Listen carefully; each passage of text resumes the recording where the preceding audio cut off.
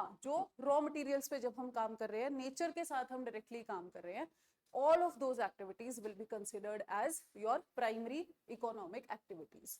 अब इसमें आपका एग्रीकल्चर आ गया, इसमें आपकी अलाइड एक्टिविटीज, अलाइड मीन्स जुड़ी हुई एग्रीकल्चर के साथ, ठीक है, जैसे कि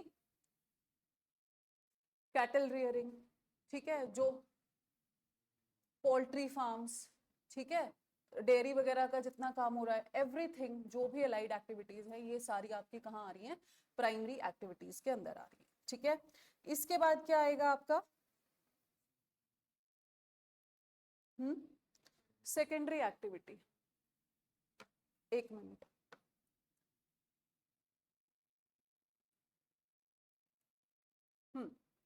प्राइमरी समझ आया, which is directly related to nature. Secondary क्या होगा, प्रोसेसिंग जहां पे हो रही है, ठीक है।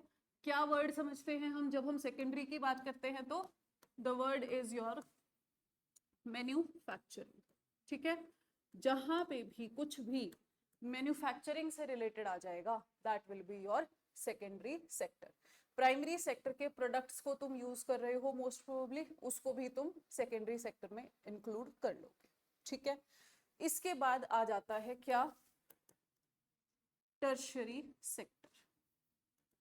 इसका वर्ड क्या है, सर्विसेज, वेरी गुड, ठीक है। जो भी तुम्हें सर्विसेज प्रोवाइड हो रही हैं, जैसे कि वाई इंस्टीट्यूट तुम्हें एक सर्विस प्रोवाइड कर रहा है, एजुकेशनल सर्विस, ठीक है। तुम रेस्टोरेंट जाते हो, रेस्टोरेंट तुम्हें एक सर्विस प्रोवाइड करता है, दैट इज योर, शेफ की एक अलग सर्विस है, वेटर की एक अलग सर्विस है, डोरमैन की एक अलग सर्विस है, ठीक है। So this is what we call as the tertiary sector, ठीक है। हाँ, इसमें क्या कर रखा है मैंने, ठीक है। इसके बाद आता है जो हम नहीं पढ़ते mostly, that is your quaternary sector. Quaternary sector का मतलब होगा आपका नॉलेज बेस्ड सर्विसेज, जैसे कि कल्चर से रिलेटेड आप जो काम करते हो जितना भी, ठीक है, रिसर्च वगैरह के जो काम चल रहे हैं, R&D, रिसर्च एंड डेवलपमेंट, ये वर्ड है। जैसे टर्शरी का था सर्विसेज, क्वाटरनरी का है research and development. Knowledge based जो सेक्टर होगा, that will be your quaternary sector. और इसके बाद है क्विनरी सेक्टर। क्विनरी मतलब fifth sector, QUINARY, quinary sector. क्या होता है क्विनरी सेक्टर में, पता है किसी को? हाँ, पॉलिसी मेकिंग जो है, जो हाईएस्ट लेवल डिसीजन मेकिंग है, जैसे कि यूनिवर्सिटीज का गवर्नेंस वगैरह है, जितनी भी गवर्नेंस से या पॉलिसी मेकिंग से रिलेटेड चीजें हैं, all of that will be a part of your quinary sector, ठीक है।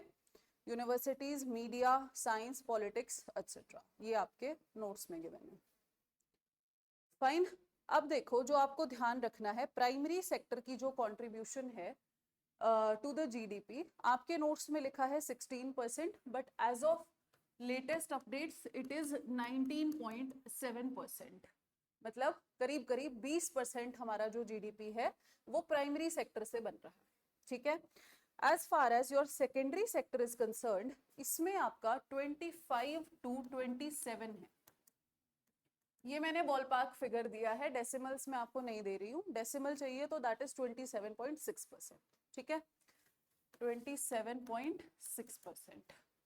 तो 25 से 27 के बीच हमारा सेकेंडरी सेक्टर का कंट्रीब्यूशन हमारे जीडीपी में रहता है। समझ रहे हो इस बात को? मतलब क्या है इस बात का, कौन समझाएगा कि 25% जीडीपी हमारा सेकेंडरी सेक्टर से आ रहा है, इस बात का क्या मतलब है?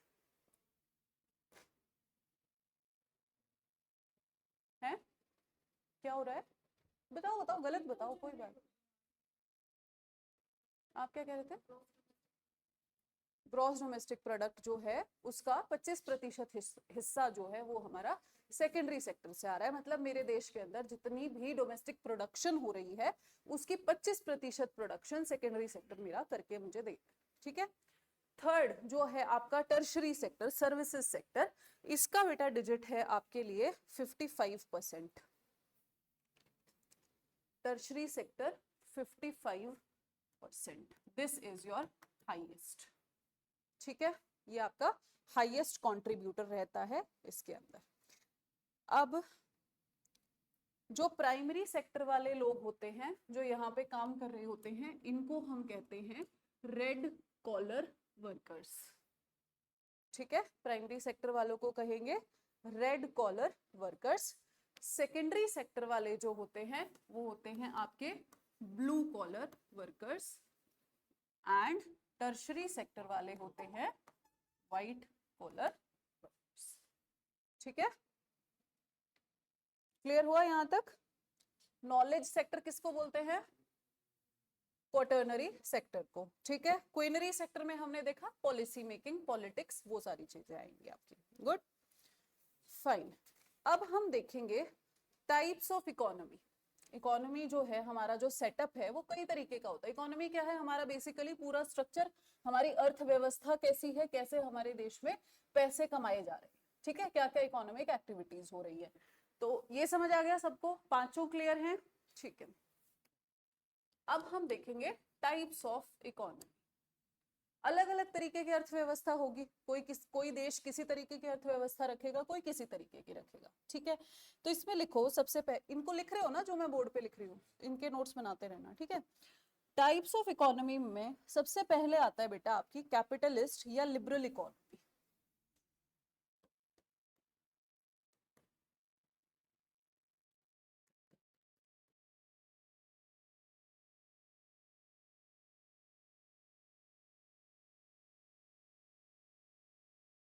लिखो, concept developed by Adam Smith या concept given by Adam Smith, Adam Smith in his book. कौन सी बुक है एडम स्मिथ की? Excellent, wealth of nations. ये एक ऐसी किताब है, जब तक तुम पेपर देने जाओगे this will become an ABC for you, कि ये तो एडम स्मिथ की वेल्थ ऑफ नेशंस सबको पता है। ठीक है, अब देखो समझो एक बार इसको। क्या होगा, फॉर एग्जाम्पल आपकी इकोनॉमी के अंदर, आपके देश के अंदर किस चीज का प्रोडक्शन होना है वो डिपेंड करेगा मार्केट पे। ठीक है, मतलब कि आप मार्केट गए, आपने कहा कि मुझे एक शर्ट खरीदनी है। अब जो शॉपकीपर है वो आपसे पूछेगा व्हाट इज योर बजट, कितने बजट तक की आपको शर्ट खरीदनी है। You are a very rich person, you will say 2-2.5 lakh तक की दिखा दो। What will he say? नहीं सर, हमारे पास तो 5,000 तक वाली है, so you have to go to Delhi और गुड़गांव somewhere, हमारे पास तो नहीं। अब क्या हुआ, तुमने जाके बोला मुझे 2.5 लाख तक की शर्ट चाहिए, that is your demand, that is your capacity. Shopkeeper क्या कह रहा है, मेरे पास 5,000 रुपए तक वाली शर्ट्स हैं, दैट इज द सप्लाई, कि मार्केट में अवेलेबल क्या है। अब आपके जैसे लोग, मतलब फॉर एग्जाम्पल 15-20 लोग रेगुलरली उस शॉपकीपर के पास जा रहे हैं और जाके 2.5-3 लाख रुपए की शर्ट्स की डिमांड कर रहे हैं। What will that shopkeeper do? Shopkeeper phone करेगा अपने मैन्युफैक्चरर को कि भाई मुझे इस रेंज तक की शर्ट्स लाके देना। What will happen, because of your demand एक सप्लाई आ गई। ठीक है, अभी तक सप्लाई नहीं थी क्योंकि डिमांड नहीं थी, अब डिमांड आई तो सप्लाई आ गई। राइट, ये होती है कैपिटलिस्ट इकोनॉमी, जो कि मार्केट फोर्सेस के अकॉर्डिंग काम करती है। अब धीरे धीरे क्या होगा, जैसे जैसे ज्यादा लोग आएंगे, जो 2.5-3 लाख रुपए की शर्ट पहनने वाले लोग हैं, वैसे वैसे शॉपकीपर्स उन्हीं शर्ट्स को रखना शुरू कर देंगे। तो जो 5,000 रुपए वाली शर्ट्स हैं उनको वो नहीं रखेंगे, 5,000 वाली ही नहीं रख रहे तो 500 वाली भी नहीं रख रहे। सिंपल, समझ आया? अब होगा क्या, हर कोई तो ऐसा नहीं होगा जो 2.5 लाख रुपए वाली शर्ट अफोर्ड कर पाएगा। देयर विल बी पीपल जो 500 वाली लेंगे या 1,000 वाली लेंगे। व्हाट विल हैपन, उनके लिए सप्लाई की क्या हो जाएगी, शॉर्टेज हो जाएगी। ठीक है, but since we are discussing capitalist economy, तो ये वाला जो इकोनॉमी है ये डिमांड पे ही चलेगा, सरकार इसमें कुछ नहीं कर सकती। बट जब हम बात करते हैं मिक्स्ड इकोनॉमी की, मिक्स्ड इकोनॉमी में क्या होता है, अब सरकार देखेगी कि ओके इस चीज की डिमांड है और ये चीज मिल नहीं रही है लोगों को, तो सरकार बोलेगी शॉपकीपर्स को कि sir since you are a registered shopkeeper, आप मेरे टैक्स पेयर भी हो और आप मेरे अंडर रेगुलेटेड भी हो, तो आपकी रिस्पॉन्सिबिलिटी बनती है कि आपको 500 से लेकर 5 लाख तक की सारी शर्ट्स अवेलेबल करानी पड़ेंगी, दैट इज योर रिस्पॉन्सिबिलिटी। अब इसमें क्या हुआ, मार्केट की जो डिमांड थी, ठीक है 2.5-3 लाख वाली भी रख ले भाई तू, बट सस्ती वाली भी रख ले, ताकि मेरा जो सिटीजन है उसको हर तरीके की चीज अवेलेबल हो सके. Did you understand the difference between capitalist and mixed economy? अब एक रह जाता है सोशलिस्ट इकोनॉमी. सोशलिस्ट में क्या होगा, सब कुछ ही सरकार कंट्रोल करेगी. कंट्रोलर कौन कौन है, या तो मार्केट है या तो गवर्नमेंट है, ठीक है. या अगर कंप्लीटली मार्केट चीजों को डिसाइड कर रही है तो कैपिटलिस्ट इकोनॉमी, और अगर कंप्लीटली सरकार डिसाइड कर रही है तो सोशलिस्ट इकोनॉमी. ठीक है. सोशलिस्ट का एग्जाम्पल कौन बताएगा, कहाँ पे है सोशलिस्ट इकोनॉमी? यूएसएसआर जो था 1991 तक, है ना, वहां पे सोशलिस्ट इकोनॉमी थी. सोशलिस्ट मतलब जितने भी रिसोर्सेज हैं उन सारों की ओनरशिप किसके पास है, सरकार के पास है. ठीक है. आप एक कंपनी में चाहे मैनेजर के पोस्ट पे हो, आप एम्प्लॉई हो, या आप ग्रुप डी की पोस्ट पे, everybody used to live in the same kind of houses, everybody used to drive the same kind of cars. अगर आपके पास कितनी भी सैलरी है, डजेंट मैटर, आपको कार वही यूज करनी है, आपको उसी टाइप के घर में रहना है. वाई? बिकॉज इनका बेसिक जो प्रोपोजिशन होता है, बेसिक एम होता है, वो होता है इक्वालिटी, कि मेरा कोई भी सिटीजन दूसरे से पीछे ना रह जाए. तो that is why they are doing what they are doing, right. लेकिन ये भी फिजिबल नहीं है, जैसे मार्केट वाला फिजिबल नहीं है वैसे ये भी फिजिबल नहीं है. अब जिसके पास रिसोर्सेज हैं, जिसके पास पैसा है, why will he adjust in a small house? वो तो कहेगा भाई मुझे तो बड़ा मैंशन बनाना है, मुझे तो बंगला बना के रहना है. Why will I live like that? So that is also not feasible in the long term, because demand वाला जो फैक्टर होता है वो किसी भी इकोनॉमी में स्ट्रॉन्गेस्ट फैक्टर होता है. ठीक है. डिमांड बढ़ेगी जैसे जैसे आपके पास पैसा बढ़ता चला जाएगा. क्लियर? अब लिखो पहले कैपिटलिस्ट के बारे में.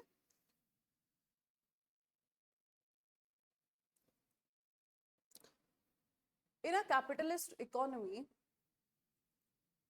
in a capitalist economy, all the decisions related to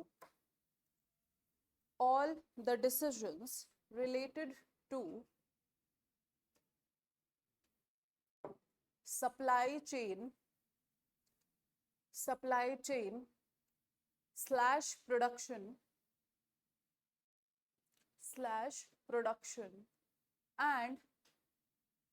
and prices of the goods are determined by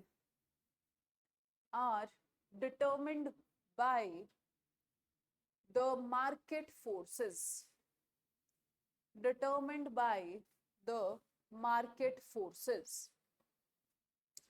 The role of the government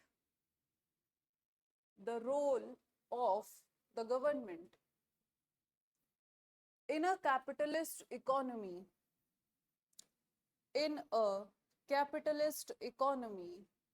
is negligible.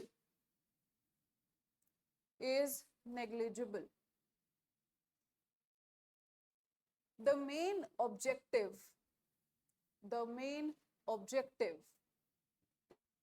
of economic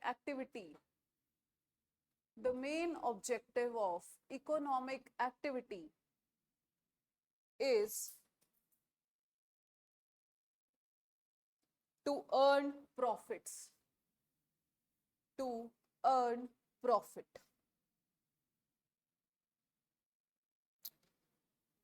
Next point, since there is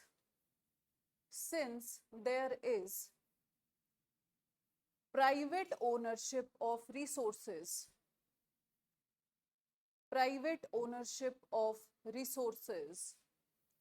therefore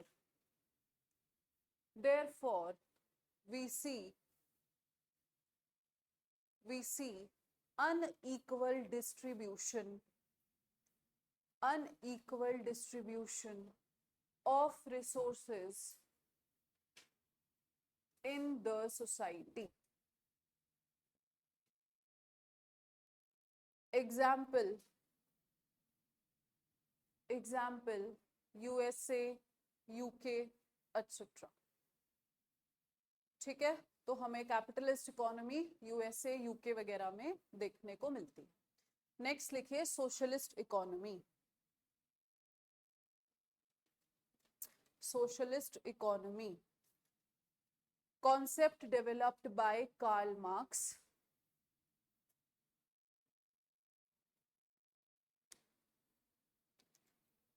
Concept developed by Karl Marx. The ownership of resources, the ownership of resources is public. ठीक है, private नहीं होती है, public ownership होती है, मतलब कि government own करती है सब कुछ. The main economic objective is, the main economic objective is social welfare. Social welfare. Example USSR. ठीक है, फॉर्मर USSR ऐसे लिख लो. एज ऑफ नाउ कहीं नहीं देखने को मिलती आपको completely socialist economy. North Korea को ना मोर देन सोशलिस्ट हम उसको क्लोज्ड इकोनॉमी बोलते हैं, क्लोज्ड इकोनॉमी में लेंगे. ठीक है, सोशलिस्ट, सी सोशलिस्ट का मतलब क्या होता है ना, सोशलिस्ट का मतलब पॉजिटिव होता है कि भाई आप सिटीजन्स के लिए कुछ कर रहे हो, सब कुछ मतलब आप उनको प्रोवाइड कर रहे हो. नॉर्थ कोरिया की जब हम बात करते हैं, it is a kind of a dictatorship. It is not a, मतलब socialist is equal to democracy. Dictatorship को आप सोशलिस्ट नहीं कह सकते हो किसी भी तरीके से. ठीक है, नहीं थी, बट जो पॉलिसीज का डिफरेंस है ना, तुम समझो जब हम नॉर्थ कोरिया की बात करते हैं ना, ऑप्रेसिव है वहां की पॉलिसीज. सिटीजन्स के पास कोई भी फ्रीडम नहीं है किसी भी प्रकार का. सोशलिज्म में फ्रीडम होता है. हाँ, सेम घरों में रहना पड़ रहा है, बट उसका ऑब्जेक्टिव क्या है? इक्वालिटी है. ऑब्जेक्टिव क्या है? किस इंटेंशन से मैं काम कर रही हूँ कि मुझे सब सारे सिटीजन्स को इक्वल रखना है, भाई कोई किसी को दबाए ना. नॉर्थ कोरिया में क्या हो रहा है, जो रूलर है, जो डिक्टेटर है, वो खुद ही दबा रहा है सबको. खुद ही आपके पास फ्रीडम नहीं है, इंटरनेट तक नहीं है, राइट? अब वहां पे क्या था, यूएसएसआर में इंटरनेट है तो सबके पास इक्वल है, 50 GB 50 GB 50 GB. यहाँ पे किसी के पास भी नहीं है, तो बेसिक ह्यूमन राइट्स तक वायलेट हो रहे हैं वहां पे. You are not allowed to speak against the rulers. Socialism में you were allowed to speak against the rulers, तभी तो वो ओवरथ्रो हुआ. अगर बोलने ही नहीं दोगे तो कैसे ओवरथ्रो करो? Getting my point? ये डिफरेंस है उसमें. वो एक सेंस समझो उस बात की कि वो एक नेगेटिव सेंस में जा रहा है, जो नॉर्थ कोरिया वाला सीन है. ठीक है, हाँ जी, क्या बोल रहे थे? सिस्टम है वो अभी तक चल रहा होता, जैसे north Korea still going on, है ना. चलो कोई नहीं, वो भी उड़े तो गा कभी तो, ऐसा तो नहीं है ना. The fat guy he will go. I don't think he is going to stay forever. Anyways, next write down about mixed economy. Mixed economy लिखिए. There is coexistence of both private and public sector.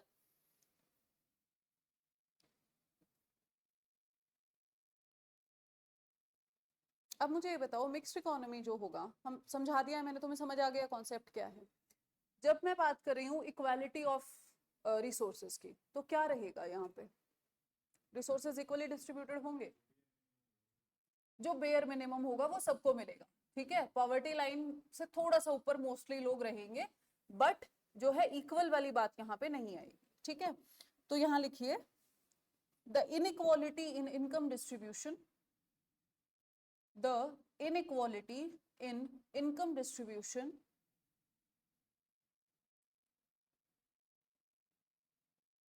exists but policymakers target it religiously. policymakers target it religiously. ठीक है, होती है income inequality, but mixed economy में सरकार कोशिश कर रही होती है कि हम इस इनइक्वालिटी को रिड्यूस कर दें. ठीक है, एग्जाम्पल इंडिया. ठीक है, चलो अब बात करते हैं गांधी जी के बारे में. व्हाट डिड ही से कि कैसी इकोनॉमी होनी चाहिए? इन्होंने कॉन्सेप्ट दिया ट्रस्टीशिप का.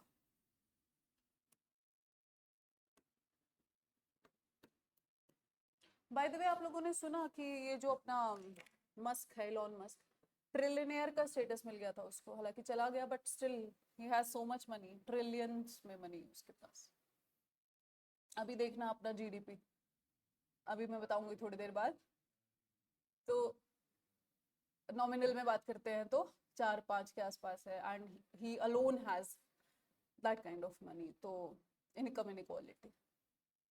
चलो, तो गांधी जी क्या बोलते हैं, गांधी जी क्या कहते हैं, अगर अब वो यहाँ होते इस वक्त, है ना, वो कहते हैं कि इलॉन मस्क को ट्रस्टी बन जाना चाहिए। ट्रस्टी मतलब उसके पास जो ये अथाह पैसा है ना, जो एक्स्ट्रा पैसा है जो उसको सबसे अलग बना रहा है, वो उसका नहीं है, वो कम्युनिटी का पैसा है, और वो उसका ट्रस्टी है सिर्फ, कि वो कम्युनिटी के बिहाफ पे उसको मैनेज कर रहा है। जब भी कम्युनिटी को जरूरत पड़ेगी उसे वो पैसा देना पड़ेगा, वो पैसा उसका खुद का नहीं है। कैपिटलिज्म क्या कहता है, भाई अगले ने कमाया है दिमाग लगा के तो उसका है। सोशलिज्म होता तो क्या कहता, चल भाई आजा डिस्ट्रीब्यूट कर दे सबको, है ना। गांधी जी क्या कहते हैं, चल रख ले तू, तू ट्रस्टी है, इनको जरूरत पड़ेगी तो तुझे देना पड़ेगा। Do you understand the concept of trusteeship now?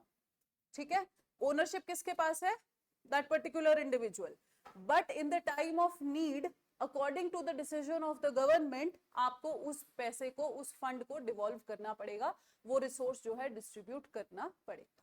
ठीक है, लिख लो इस पॉइंट को। Gandhian economy, Gandhian economy is based on the principle of, is based on the principle of trusteeship.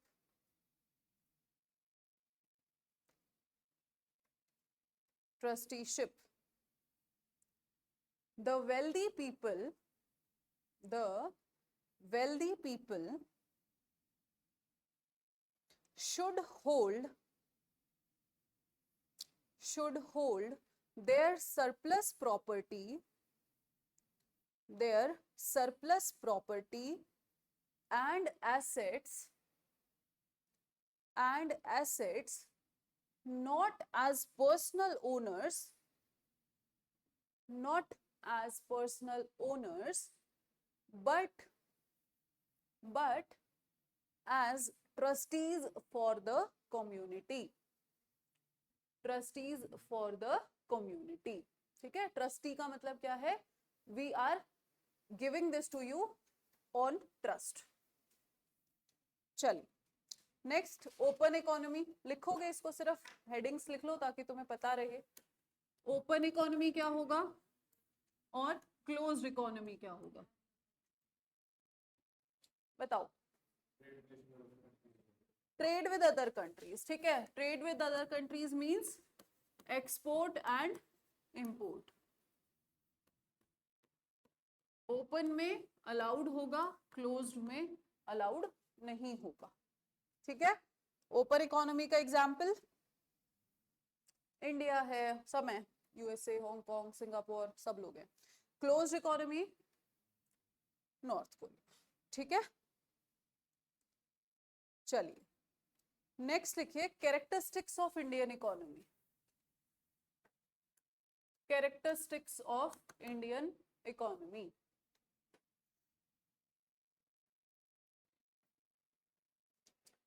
सबसे ज्यादा डोमिनेंट सेक्टर क्या है, एग्रीकल्चर। जब मैं बात करती हूँ पॉपुलेशन की, एम्प्लॉयमेंट के बारे में, तो क्या है सबसे बड़ा सबसे बड़ा सेक्टर कौन सा हुआ, एग्रीकल्चर हुआ। जब मैं कहूँ कि जीडीपी में सबसे बड़ा कंट्रीब्यूशन किसका है, तो सर्विसेज सेक्टर का। समझ आई बात? ठीक है जी, तो लिखिए प्रीडोमिनेंस ऑफ एग्रीकल्चर। पहला कैरेक्टरिस्टिक है प्रीडोमिनेंस ऑफ एग्रीकल्चर।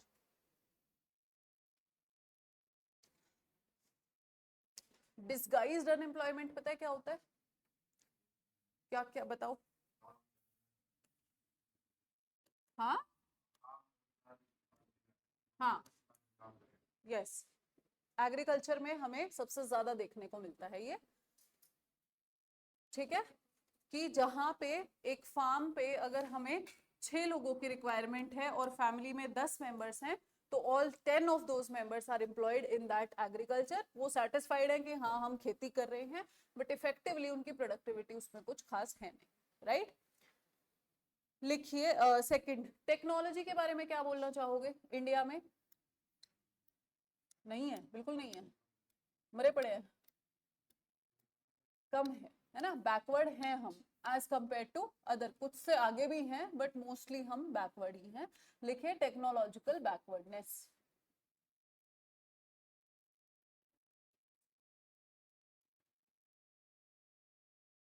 नेक्स्ट लिखिए unemployment rate is high. Homework लिखिए unemployment rate is high. Homework लिखिए, आपको पता करके आना है क्या रेट चल रहा है अनएम्प्लॉयमेंट का, ठीक है, कितने प्रतिशत आपके जो यूथ हैं वो बेरोजगार बैठे हैं, ठीक। नेक्स्ट लिखो लो नेशनल इनकम, नेशनल इनकम लो है हमारी, या फिर ऐसे लिख लो इसको ना, नेशनल की बजाय low national slash per capita income. Per capita समझते हो? किसको नहीं पता? पर कैपिटा के बारे में किसको नहीं पता, आप बताओ।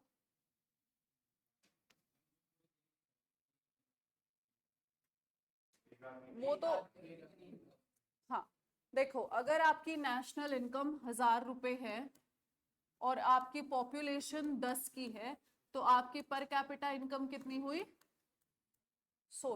पर कैपिटा मतलब पर पर्सन, आप अपने जीडीपी को आपकी पॉपुलेशन से डिवाइड कर देते हो, फिर देखते हो कि पर कैपिटा कितनी आपकी इनकम, ठीक है। तो हमारी जो नेशनल इनकम है और जो पर कैपिटा इनकम है वो लो है काफी, ठीक है। This is then next point industrial backwardness. Industrial backwardness, हमारी इंडस्ट्रीज जो है वो बैकवर्ड हैं।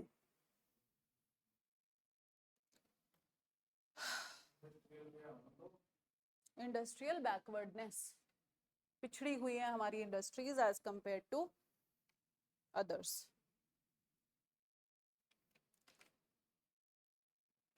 यस, अब बात करते हैं इंडिया की पोजीशन की।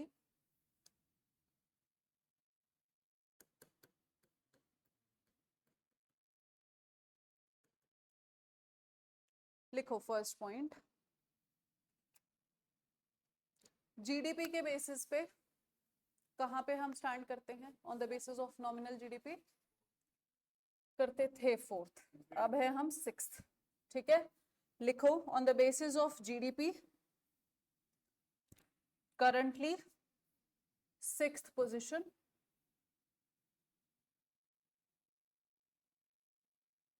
ब्रैकेट में लिख लो 4.15 ट्रिलियन, ये है हमारा जीडीपी का मेजर, 4.15 ट्रिलियन। नेक्स्ट लिखो on the basis of purchasing power parity. GDP वाला समझ आया? जीडीपी के बेसिस पे हम 6th पे हैं, पीपीपी के बेसिस पे हम 3rd पे हैं।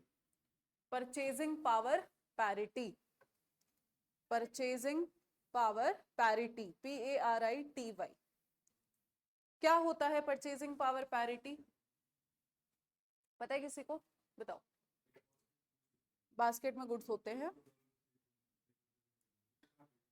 हाँ,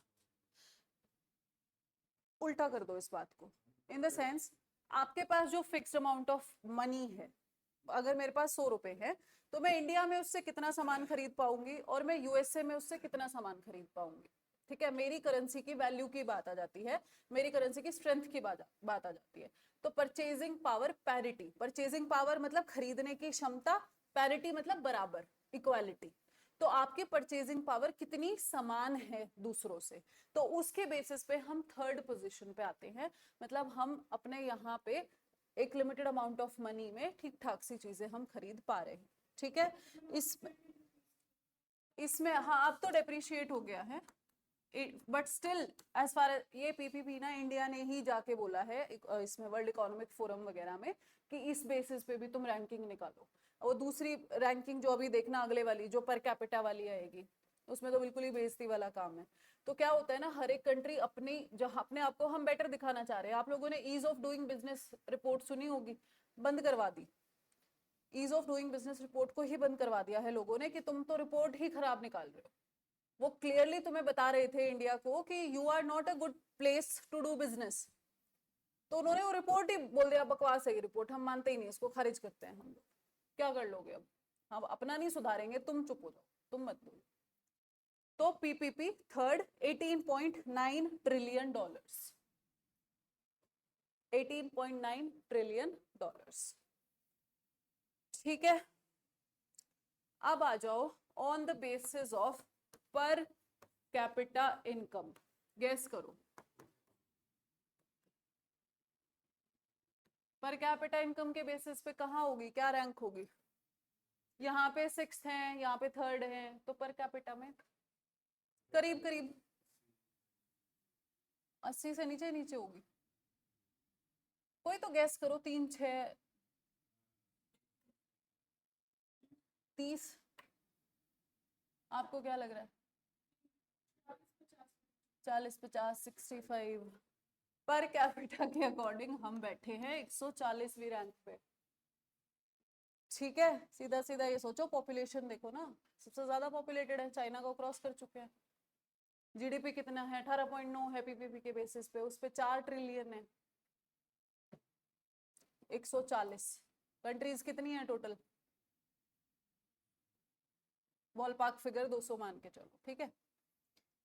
चलो भाई, तो ये हो गई इंडिया की पोजीशन, पता चल गई इंडिया की क्या पोजीशन है। ज्यादा उड़ना नहीं है अब, नॉर्मली रहो, इंडिया में रहते हैं, ठीक है।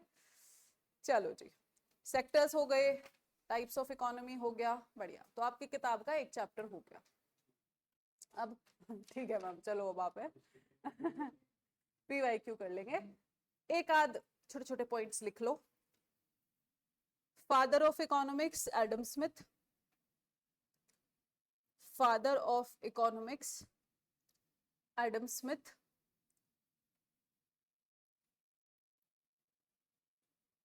बुक क्या है एडम स्मिथ की? Wealth of nations. कितने अच्छे बच्चों ना तुम।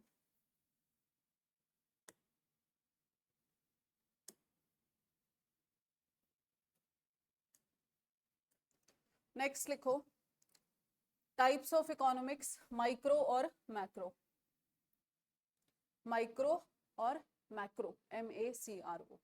क्या होता है माइक्रो में? इंडिविजुअल यूनिट को हम स्टडी करते हैं, ठीक है, और मैक्रो में बड़े पूरे होल नेशन के लेवल पे हम स्टडी करते हैं, इतना ही है, ठीक है। तो जब आप ये पढ़ोगे माइक्रो इकोनॉमिक्स, एक बार लिख लो उसके नीचे थोड़ा थोड़ा, theory of demand, theory of demand. Next लिखो प्राइस डिटर्मिनेशन एटसेट्रा। और मैक्रो में आप पढ़ोगे national income, unemployment, national income, unemployment, poverty, fiscal policy, fiscal, fiscal FISCAL, fiscal policy, ठीक है। ये सब क्या होता है? मैक्रो में होता है।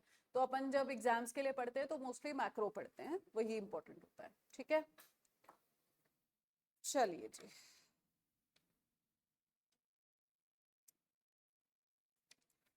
लॉ ऑफ डिमांड तुम्हें कल कराऊंगी, ठीक है। कल वाला बहुत इंपॉर्टेंट क्लास है कल का, कल तुम्हारा बेस बन जाएगा इकोनॉमिक्स का।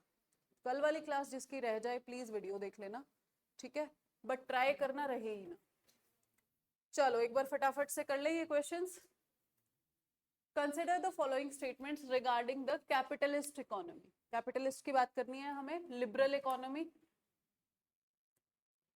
The concept was developed by Adam Smith. Production and price related decisions are taken by market forces, ठीक है। Government plays a dominant role in resource allocation, नहीं, गवर्नमेंट का कहां पे आएगा, कौन सी में? सोशलिस्ट में आएगा। तो A is are correct answer, 1 and 2 only, ठीक है। मूविंग ऑन, असर्शन रीजन करना आता है ना सबको? करो, देखो एक बार।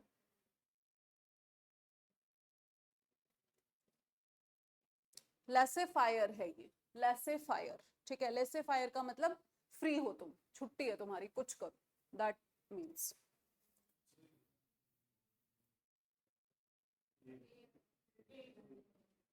Both are true and it is the correct explanation also. ठीक है. The concept of the socialist economy based on public ownership of resources was developed by Karl Marx. Very good. With reference to the mixed economy, consider the statements. पढ़ो.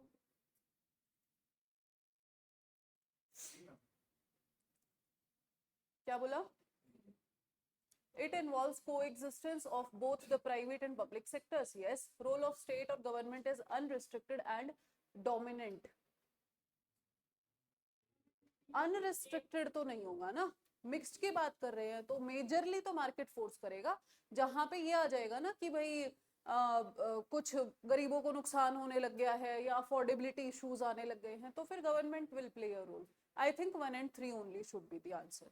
ठीक है, unrestricted तो कभी नहीं हो सकता. Gandhian model of economy is fundamentally based on which of the following principles? Principle of trusteeship. ठीक है, good. ओपन इकोनॉमी और आपको ये मैच करना है, ओपन एंड क्लोज्ड. क्या बना दिया ये? Closed economy, zero imports and exports. क्या बनाया है? मतलब कितना बेवकूफ क्वेश्चन है ये. ठीक, चलो.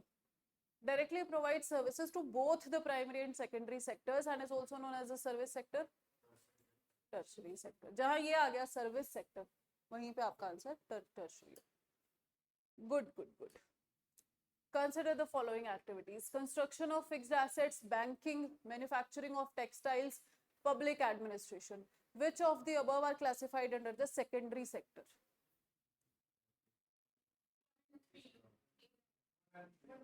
फोर किस में आएगा?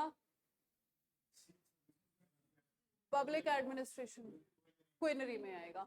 एंड आपका बैंकिंग जो है वो टर्शरी में.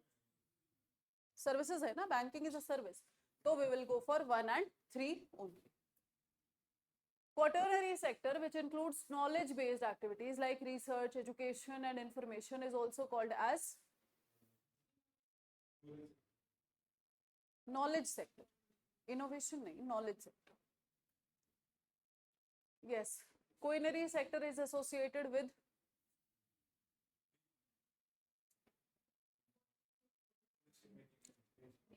highest level of decision making, policy making and creation of new ideas. Good. Most closely associated with primary sector. Red color. Very good.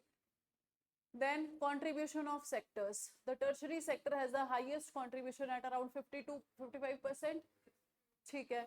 Primary sector's contribution, ध्यान से पढ़ना है स्टेटमेंट को. Primary sector's contribution to GDP is higher than its contribution to employment. बताओ कितना है GDP का contribution और एम्प्लॉयमेंट का?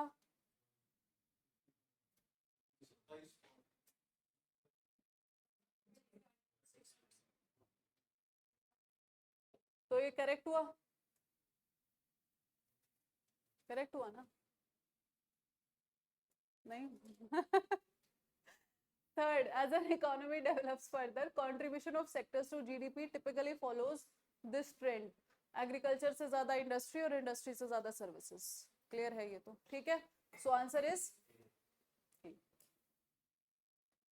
as per the IMF's World Economic Output report released in April 2025, India's rank in the world by nominal GDP was 6th. अब इसको क्या करना है? आपको ट्रैक करना है. इसको स्टार मार्क करके लिख लो अपने नोट्स में. वर्ल्ड इकोनॉमिक आउटलुक रिपोर्ट जो है, जब भी आप पेपर देने जाओगे उससे पहले जो भी रिपोर्ट आई होगी वो आपको पढ़ के जानी है, वो देख के जाना भाई कहाँ पे स्टैंड कर रहे हैं. ठीक है. आज मैंने 6th पढ़ा दिया, 2 साल बाद अटेम्प्ट दे रहे हो, वहां पे भी 6th मार्क करके आ रहे हो, तो योर रिस्पॉन्सिबिलिटी. ऑल्दो हम करंट अफेयर्स में आपको कवर करवाएंगे, बट स्टिल आपकी भी कुछ जिम्मेदारी बनती है. ठीक है. तो स्टार मार्क करके लिख लो इसको. On the basis of purchasing power parity, India's rank is 3rd, after which 2 countries? China and USA, ठीक है। Which of the following is not correctly listed as a characteristic of the Indian economy? बताओ क्या नहीं है इसमें से Indian economy?